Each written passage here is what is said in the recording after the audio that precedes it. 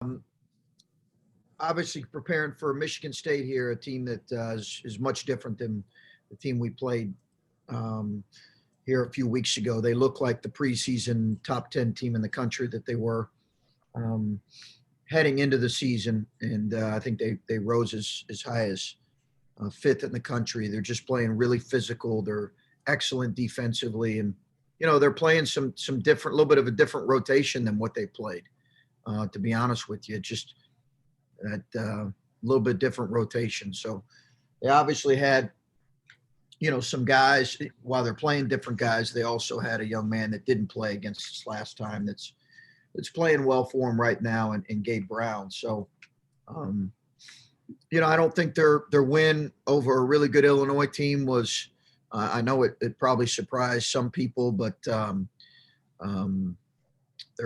good. They're playing like you kind of thought they would here coming into the season, and obviously Tom's teams, we all know how good they get as the year goes on, and it's a credit to him and his staff that they keep getting better.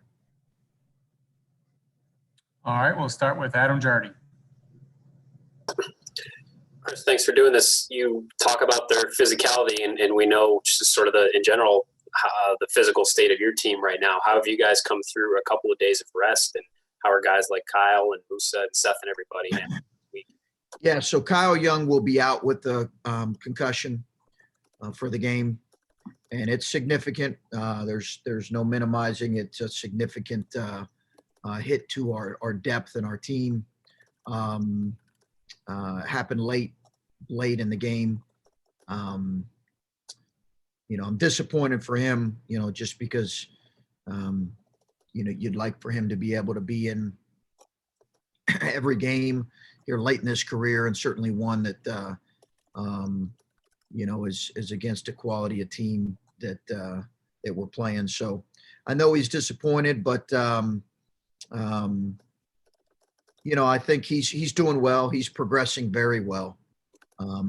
He's progressing very well, the updates that I've gotten. So Musa will be a game time decision. So without Kyle, then it seems like that would shift maybe some more responsibility onto a guy like Zed. How do you try to then mix and match to replace what a guy like Kyle would give you in a matchup like this? Yeah, I mean, no, we don't have a guy on our roster that plays quite like, as you know, Adam, plays quite like Kyle, and kind of brings his multi-dimension energy and rebounding and physicality. Obviously it's a concern. I think that's what we've looked at the last couple of days.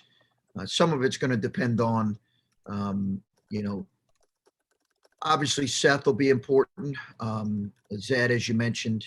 And then depending if Musa is available, he'll be important as well. Okay, next up, Patrick Murphy.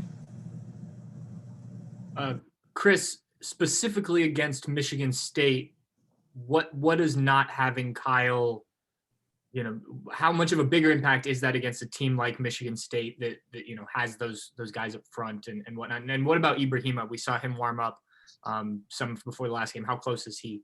Yeah, no, I think we'll see if he'd be available for this particular game. I'm not sure he's got kind of his legs under him yet, but we'll see on Ibrahima.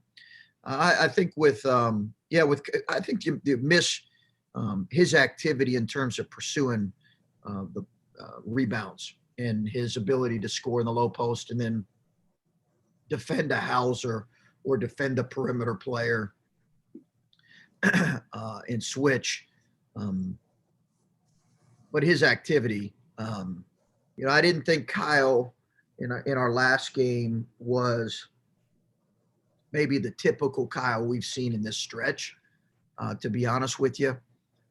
His energy wasn't quite the same. That could have been a byproduct of, he played a heavy load in the Penn State game prior. So I was anxious to see how he would kind of respond in this game, but it was kind of a freak play there at the end. And when you play a team a second time, and we've asked you about this before, but especially one that you beat fairly handily, at least in terms of the final score the first time. How do you get your guys to kind of gear back up, especially like you said, this is a different Michigan State team than you saw a few weeks ago. What do you have to do to get guys zoned in on this won't be the same, kind of game necessarily? Well, yeah, I think, Patrick, it's a good point. I think, I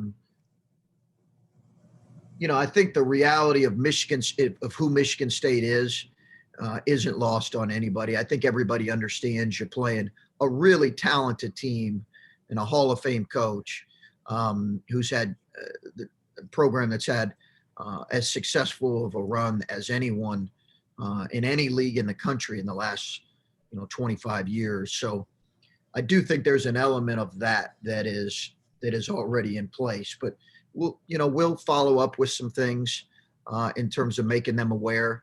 They had Illinois down, who's fifth in the country. They had them down 19 last night. So I think we knew they were playing well, Patrick. I think had you not had that game, there probably would have need to be a little more in terms of dialogue. But the reality is we have some real facts right now to explain to them that this is not a team that we saw a few weeks ago. It's completely different. Okay, next up, Brendan Gulick. Hi, Chris. Perhaps you might extrapolate a little bit more on the unique challenges that Michigan State presents, since they appear to be a team playing with a different ability right now than the last time you saw them. Yeah, Brendan, they're playing more physical. They've got multiple bigs. They cycle in where they're not really concerned about them getting in foul trouble. They're playing really physical, aggressive. And then they're just in a better rhythm offensively.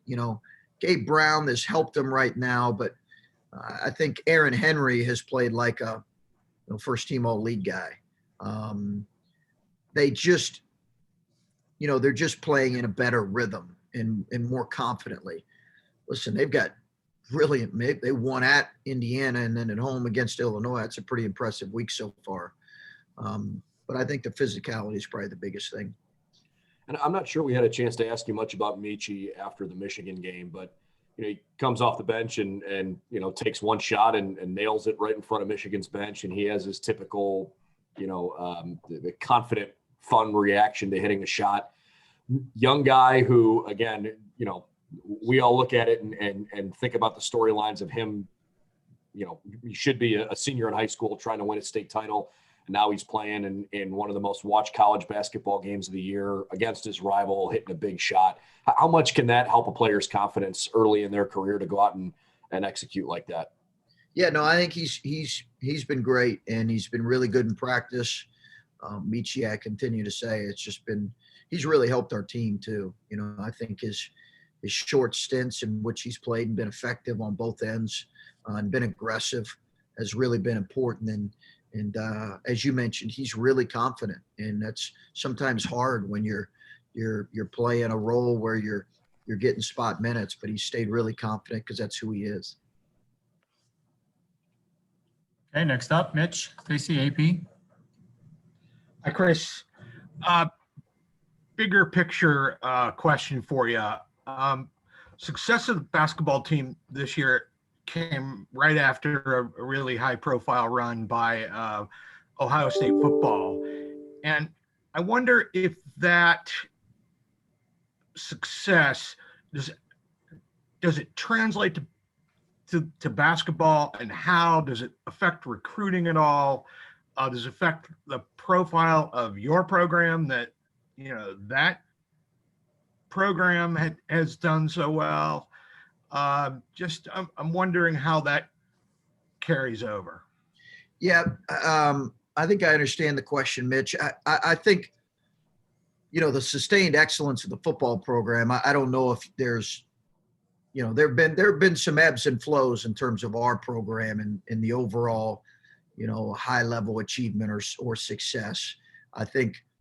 I don't know if that's necessarily really reflected or coincided in any way with the football program here in their kind of sustained excellence. I think the reality is and I've said this to Ryan, I thought their coaches, their players, their entire program set a terrific positive tone on all of us who were currently playing, just in the way they went about COVID and handling COVID and performing, and their enthusiasm and passion for playing and competing.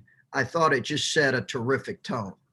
I really did. And, you know, I'm not necessarily, I mean, you got to earn whatever you get between the lines. So different sports, all those kind of things. But I've told Ryan Day, I absolutely credit him and his players and his staff for the tone they set, because I thought it was a great, really a great example for all of us that are currently playing. How about recruiting? Does it matter when you're recruiting how the football team just did? Did any kids mention that? Is it important to them? You know, I think it comes up every now and then. You know, I think it comes up in some cases for sure, that they have watched over the years on a Saturday afternoon when their season isn't in play. They've watched a high profile game. And in some cases it doesn't come up, to be honest with you. It's kind of hit and miss with young kids. I think that's the reality with where some kids follow it. You know, EJ Liddell he enjoyed college football, so he watched the Buckeyes. Some of our players didn't as much. So it's kind of hit and miss. Thanks, Chris. Appreciate it. Okay, next up, Tony Gerdeman. Chris, I think last week you said this team will never be elite defensively. And so I'm just wondering, like, as you're driving home, you've got quiet moments, or you're sitting at home, you've got a quiet moment. How often does your mind just drift to your defense? Oh, I mean, it's consuming me right now. So it's everything I think about, because that's our biggest area of growth and improvement that we need to have. And I think that was just an honest statement on our part, that I think, knowing where we're at and some of our overall deficiencies, I think, you know, we might not have the potential to be a top 20 defense like we have in the past year, but we can be better. And I think that's the challenge in front of us. Do you have any doubts you can be good enough? No, I think I'm anxious to see that. I think we've got to try to, as coaches, put them in the best positions possible, put them in better positions, and we've got to, as a group, take more ownership in improving in that area. You know, I think I knew it was going to be a challenge coming into the season. I thought we'd be good offensively. Again, I didn't anticipate this kind of offensive ability. I didn't think we'd have trouble scoring, is what I was, you know. I know coming into the season, we as coaches, some of us talked about, well, we might have trouble. I did not think we'd have trouble scoring. But I did think this was going to be our biggest challenge, and it remains, and we have to get better at it. Thanks. Okay, Tim Hall. Hey, thanks, Chris. I was wondering, with what you know about your team this late in the season, are there more mental difficulties or physical difficulties with where the team's health is right now? Yeah, I would say, Tim, I think physically we've got to get healthy. You know, we just now, you know, listen, you're going to have this. You know, Musa sprained an ankle in the midst of competing at Penn State, and it got pretty swollen. There's nothing he can do about that. Seth's still trying to get healthy. He's not near as 100%. Kyle just kind of has a freak play and bangs head. So you're going to have some of these things, but we have had the most that we've ever had as a coaching staff. So I think managing that and keeping our guys in the right frame of mind, they're in a good place mentally. I think,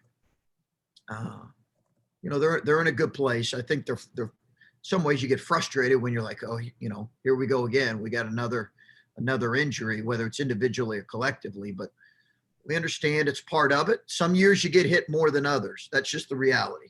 And this has been one of those years, and fortunately, for the most part, we've managed it really, really well. And I just one quick one about Kyle. As your career as a coach, have you ever had a guy you thought was that good that was never a 10-point per game dude? Oh, what is he right now, Tim? He's close. He's like 8.9. He's close. Yeah. Yeah. No, probably not. I have him right now in league play at 10, which is kind of what I look at a little more. And then you're right. Overall, he's right at 9. But double figure score, I think he's right there. But no, I think he's the most kind of effective and I would say really gifted player that has just shown the ability to just be a really good player and affect the game in a lot of different areas. He's, we had a kid at we had a couple kids. We had a kid at Butler who was, gifted in terms of impact in the game in so many different areas and different position than Kyle. But, you see some of those guys that just, while they may not ever be a prolific scorer, they're elite in terms of what they can do to help your team win. And he's up there. Okay, next up, Steve Hellwagon.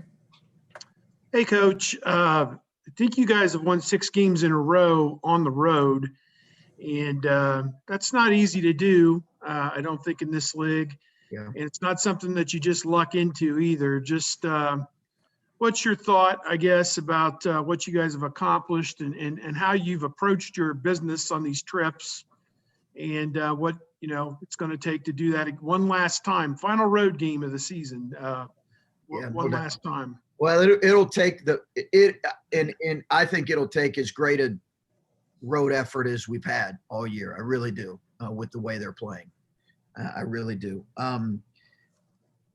Listen, we know it's not the same, right? I'll begin. We know it's not the same playing on the road. It's just not, and there's not the same level of challenges. Having said that, you do look at some teams, even in our league, and they play much better at home than on the road, and you wonder kind of maybe why we have performed well on the road.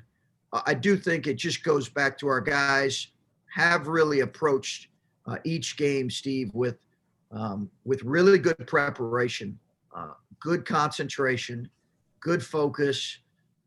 They understand the challenges, even though without the crowd, you're playing on another team's home court that they're more comfortable with. So I think maybe there's an increased alertness on their part even. But overall, the biggest thing I would say is team maturity. You said, hey, what's one factor? I would say team maturity. Other question, a name from the past is coming back, it seems, Langford. He was on their teams that were really good. The first year you were there, he had 17 points in the game when you guys beat them. They were number 1. And last night, I guess he had 15 points and 16 rebounds. It sounds like he's finally, maybe like Suing and Towns, kind of get into the flow of things as the year goes on. Just what's he mean to them and what's it mean to them if he's able to play anywhere close to that level? He really helps them. He's a really good player. We know that from coaching against him. And, as a fan of college basketball and a fan of that young man watching him from a distance, you really do feel good and happy for him that Langford is healthy now and playing in a great rhythm. Obviously, we hope he doesn't do that against us, and we've got to really be aware of him. But you're happy for that young man to get back to full health. But he's really important for him, and he's a really good player. And you said it; he's done it for a number of years now. Hey, just squeeze in Diallo. How long has he been practicing? How much? About a week. About a week. He's been going about a week now, full strength. So, I believe if we decide to use him, he should be ready to go. I just need to get that verification from our medical staff. Thank you. Okay, next up, Joey Coffin, Dispatch. Hi, Chris. Sort of an off-the-wall question a little bit, but I wanted to ask about the mask that you wear this season, the Shema 97. It's been pretty popular in college basketball and college sports too. I think Nick Saban and Ryan Day both wore it in the fall. Coach McGuff wears it. How did you first hear about it, start wearing it, and how did it become your mask of choice, if you will? Just kind of curious. Sure. Mask question. Yeah, that's a off. That is. I appreciate the question. Was watching college football in the fall, sitting on my patio. Was watching college football in the fall. It looked like a comfortable mask where it was somewhat breathable, and our players could potentially hear me. Googled. I won't say who I saw wearing it, but I Googled his name and the mask. Found out exactly where it was. Ordered 5 or 10, and my wife's since ordered about 10 to 15 more, and our staff has as well. As you guys know, with masks, these types of masks in particular, you can't wear them straight for a month. They're a little bit. You've got to change them over. So, it's been effective. Listen, I can do better in a lot of areas, and I can do better at keeping my mask on during games, but I do my best. But that one's been a comfortable one to wear. You said you were watching a college football game in the fall. Do you remember what game or? It was Alabama and somebody. Thanks. Okay, Bruce Hooley. Chris, why did you think you couldn't be a good defensive team beginning of the year? Because you lacked a shot blocker. You got a lot of similarly sized guys. A lot of people look at that and say, you can switch everything, and that would make you tough defensively. So why did you think you couldn't be? Oh, I think it's just, been fortunate to coach some elite defensive teams. And when I say elite, top 20, top 25. I think some of it is, we had a little bit of we were going to be playing some younger guys at important positions, but really two factors is, I think having I think I'm trying to figure out the best way to say this. I think length at the rim is one factor. High level length at the rim is one factor. And then, quite honestly, I knew we were going to be playing some guys that just defensively have some individual work to do. I just knew those guys were going to be playing heavy minutes for us. So I just knew it was going to be very much a work in progress. And as it concerns Justice, he really responded when you gave him more responsibility handling the ball, when you had injuries at the point. He became a kind of a double threat every night. He has, in his three of his last 4 games, has struggled to get back to that, contributor on the glass, contributor scoring in double figures. Sunday was another instance of that. What do you see that's changed for him? What has he gotten away from? Yeah, no, the specific games, I think it's been different in any specific games. I think Justice is fine. He's got to continue to improve his motor and his effort on both ends.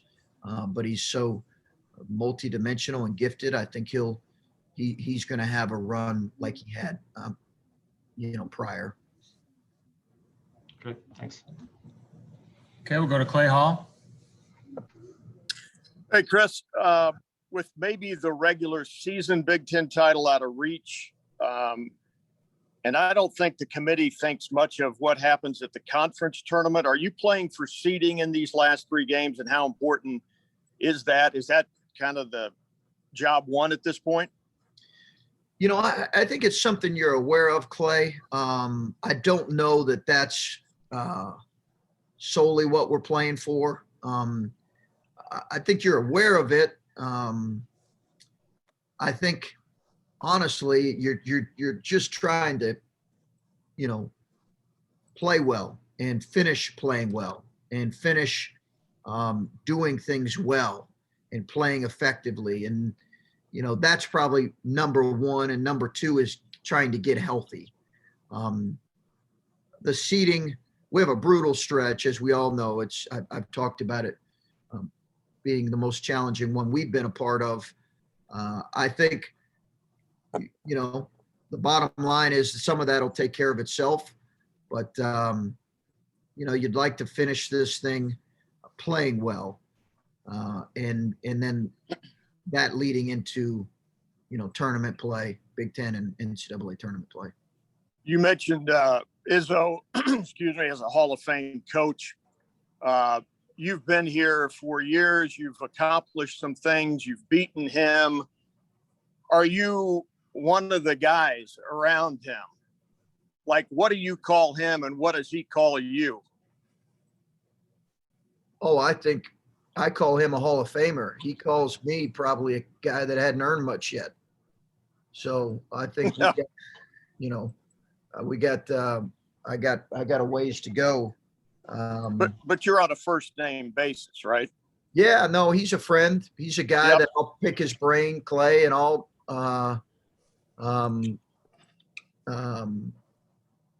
pick his brain. I'll pick his brain, and in the off season, I've done it. Probably every year that I've been in the Big Ten, just to, not.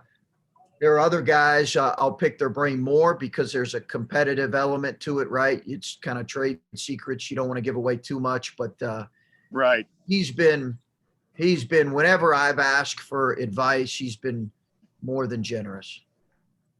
Thank you, sir. Sure. Okay, we'll run through these last three real quick. Adam Jardy. The injury with Kyle, did it happen late in the game? Looked like you might have hit heads with somebody else. Is that when it happened? Yeah. Okay. And then you talked about your team's maturity a second ago. It seems like when you get things thrown at you this season, you guys have mostly been able to rise to the challenge. Why do you think that has been the case? And do you feel confident that in spite of something like this, that you guys can still, I guess, go there tomorrow and get the job done? Yeah, I hope, Adam, I think this will test us. I think these final couple of weeks, honestly, are going to test us, just because of the quality of our competition. I think it's going to test our togetherness, our maturity, it's just going to test us in some ways, which honestly, to be honest with you, like I welcome it. I think it's good. I don't love, would I prefer to not play 4 teams the caliber of teams we're playing in the final stretch? I don't know. I mean, I think part of me probably would prefer not, but there's also a part of me as a coach that wants to embrace it and knows that it can help us if we handle it the right way. I'm not going to feel like that in the moment, but there is a part of me that I think wants to embrace it, these challenges we got ahead of us. So I've got just an unbelievable, you know how I feel about this group, and they've proven so much up to this point. We'll see how we finish with this stretch. Okay, Colin Hasil.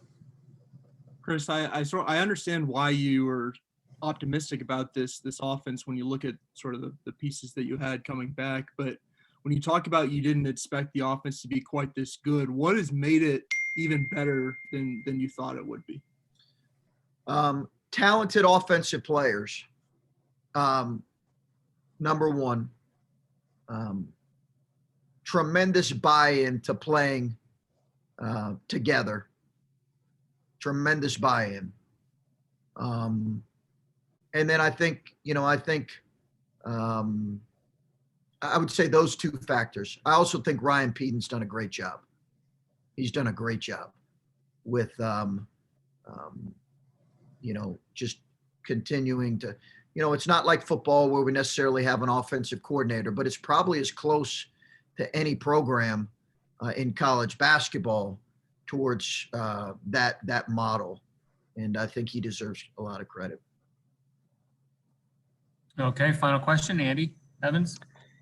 Hey, Chris, you just talked about embracing challenges. So kind of going back to Kyle and his injury, How are you guys going to embrace the challenge without having one of your leading rebounders going against a Michigan State team that obviously has a lot of depth? They're long, and they're one of the better rebounding offenses in the conference. Yeah, Andy, we're going to have guys really raise their level, and we're going to have some guys probably play more minutes than they played all year. We're going to have a commitment on that end on the glass that is better than in any game we've had all year. Again, that's why I look at this game and say it's as much of a challenge because of the team we're facing without Kyle as we've had all season. So we're going to need some guys to play more and play as effectively as they played all season. And the fact that you haven't played since Sunday and you've had some time now without Kyle, knowing he wouldn't be ready for tomorrow's game, has it been a little easier to maybe cook up a game plan in that regard? Yeah, it's helped. We didn't know for certain right after the game because he was being evaluated for really the next day.